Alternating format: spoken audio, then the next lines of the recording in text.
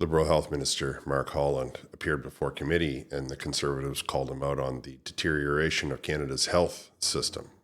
He got pretty hostile in return. Welcome to the Canadian Shield. My name is Sterling.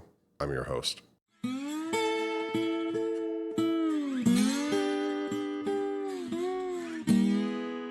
Now, because the Liberals couldn't put their budget through the House of Commons, they had to start asking individual committees for individual approval of their expenditures, and as a result of that, Mark Holland was able to be scrutinized by the Conservative Party for much of his track record, which he did not handle well.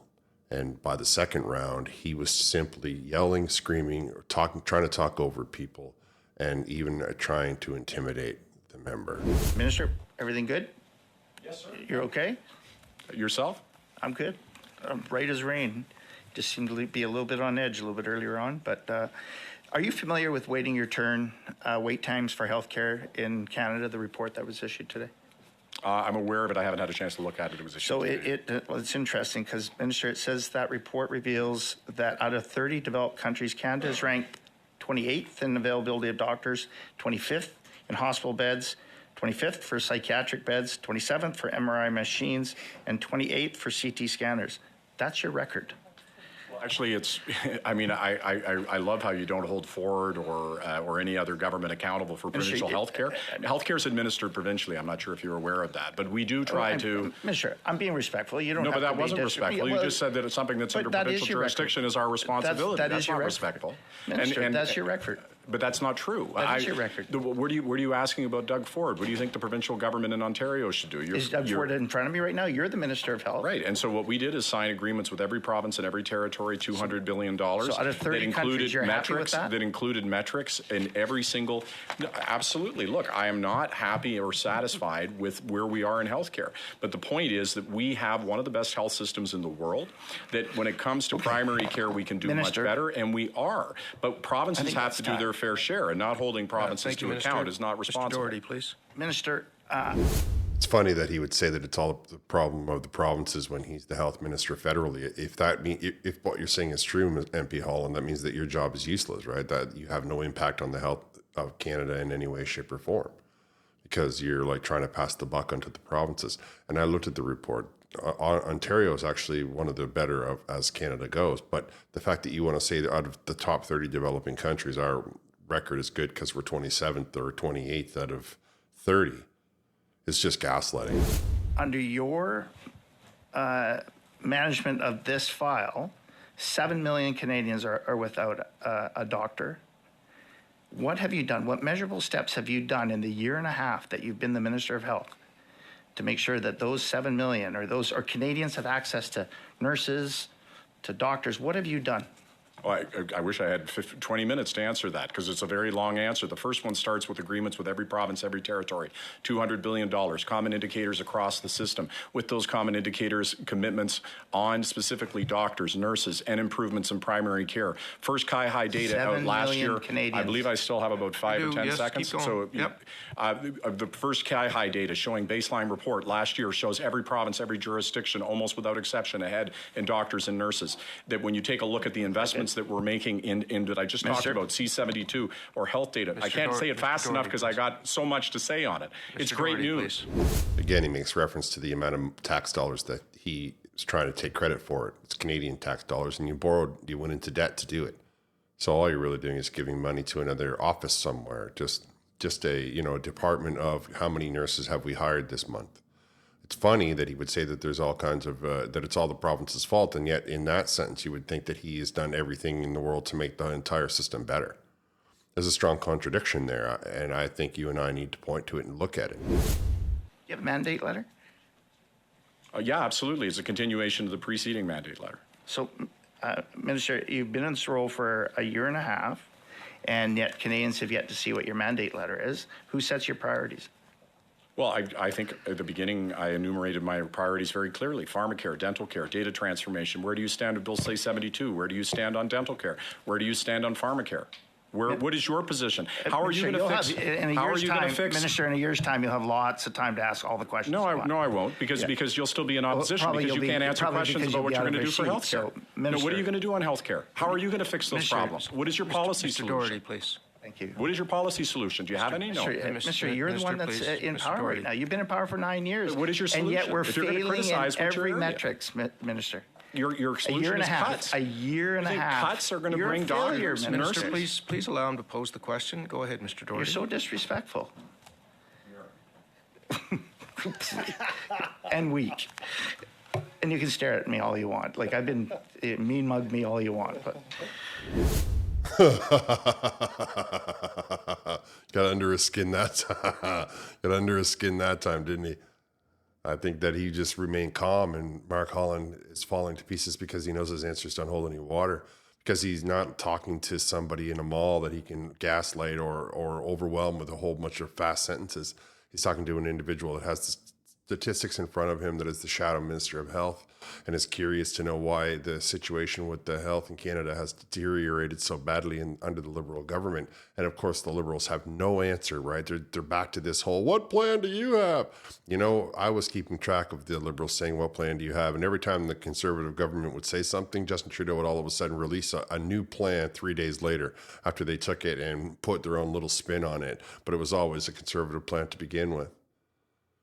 The health system in this country, it's funny that he would say at the beginning that it's not a big deal, that it's all the province's fault, but now all of a sudden it's the Conservatives' fault, and it's not. It's everybody's fault but Mark Holland. Imagine if you were one of his constituents and you were trying to get him to fix a problem in Ottawa and he couldn't do it. He would just start to talk to you exactly like you see this, except he would think that by giving you a dirty look, or what they call mean mugging in this vernacular, somehow you're going to be intimidated into silence. Of course, you're not going to silence anybody. The Conservative Party is not afraid of you. That's something the left needs to understand. The right is not scared of you. You mistake kindness for weakness. On the other side of it, though, many people see the hostility that comes out of the left as a manifestation of how weak their position is, and how, more importantly, that they don't have the ability to articulate or defend their position, and so they just lash out. Minister, the rates of scurvy are on the rise. Yet you're taking off the GST on pop and chips and candies, but you are raising the cost of everything healthy with your carbon tax. What's your rationale for that? A, it doesn't increase the cost. B, if you cared about scurvy, then you'd be talking about initiatives in First Nations communities. The scurvy you're speaking about is in rural, remote communities. The policies that you have to deal with that are exactly nil. And I find it, yes, I'm very frustrated, Mr. Doherty, that the Conservatives would talk about issues like poverty. You know, I was in opposition. I watched you never talk about poverty. You never set poverty guidelines. You have no policies or ideas on poverty. In fact, your cuts will do devastating things to the very issues you're talking about. And I think it is dishonest and disingenuous when you have no solution. Mr. Doherty, please.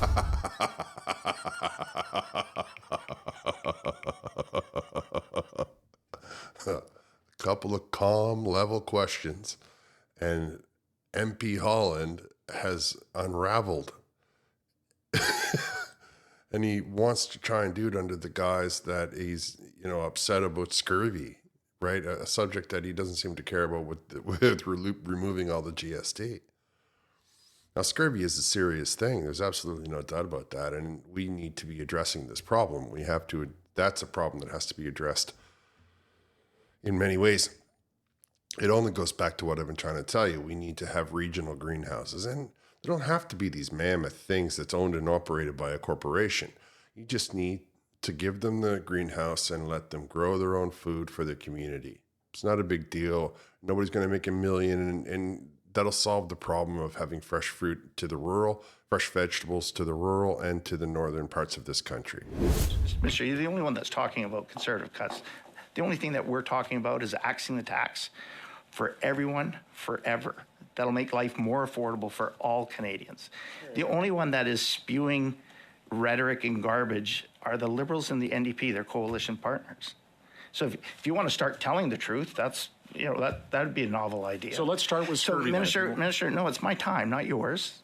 So, I didn't. So, Mr. Over 47,000 Canadians have lost their lives due to the opioid crisis. You've spent, your government has Doherty, spent $1 billion on failed policies. Your time is up. Get to your question. We'll let him answer it, and then we'll move on. Mr. What's your comments to people like Brianna McDonald's family that all they've asked for is for this government to stop their decriminalization and their failed 25 drug seconds policies? over time. Minister, please take 30 seconds to answer the question, then we'll move. Thank you. In the first order, any person, and I know that you would share it in my heart, and you would share it in yours, that anybody who loses a family member is devastating. And we need to use science, data, evidence to provide solutions, not emotions and not fake policies. So we have to provide real answers, and that's what we will offer: true science-based, evidence-based decisions to save people's lives. And if you take scurvy, and I'll just finish on this because you want to talk about facts, somebody who's so food insecure that they have scurvy doesn't drive around a car. They don't pay carbon tax, but you would take away their check. You would take away the benefit that they get every single quarter that helps them pay for groceries. That's what you would do. Thank you, Minister. So you would leave them less secure and in a more vulnerable position. Sir, those are the facts. Thank you, Minister. Well, he said a couple of things there that need to be talked about. A glaring misunderstanding of the situation, and even his own words. Now, if we talk about how the far left always wants to say, oh, it's science, because they found some person they can drag out that finished in college and all of that stuff. Your version of science is not necessarily everyone's version of science. So that's kind of getting into a convoluted area. I will leave that question alone for right now. And I will concentrate on him trying to say that the poorest people are the ones that benefit from the carbon tax because they don't have a car. In one sentence, he will say, oh, no, this is the rural and the First Nations regions, and they are the ones suffering from scurvy, but they are also the ones that don't drive a car, and so they're getting more money back. Unfortunately for him, the issue that he doesn't want to look at is in these rural areas, you can't really function without a car. It's not people walking to, 18 kilometers to the grocery store and back. You might see some bicycles, but it's all rural roads. They're all thin, 2 lanes. There's very small shoulder, always gravel, and the cars are moving because there's really nobody out there except for some wildlife and this little 2-lane road. And that describes much of the rural region of Canada. Like if you've ever come off the highway and just gone left or right, you know exactly what I mean. So I don't know where in his mind he thinks that people living in the rural or the northern regions of this country really do anything without a car. Even if it's the one car for 7 people that they all know each other, or even if it's, one car for one family, the whole community, whatever it may be, they're still paying this tax. In addition to that, how much money are you taking out of their pocket because of the increases on their house, on their heating, and on their electricity that is also being taxed by the carbon tax? So why don't you stick to the facts, MP Holland? Why don't you stick to the reality of the situation and stop trying to tell yourself that you're doing some wonderful thing while people go hungry? Ridiculous, absurd. Not a grain of science or economics in your answer, at least as it pertains to the carbon tax. All right, I'm going to wrap here. I want to thank you for listening. I would encourage you all to like, comment, subscribe, hit the notification bell, share this channel with all of your socials. I will talk to you next time.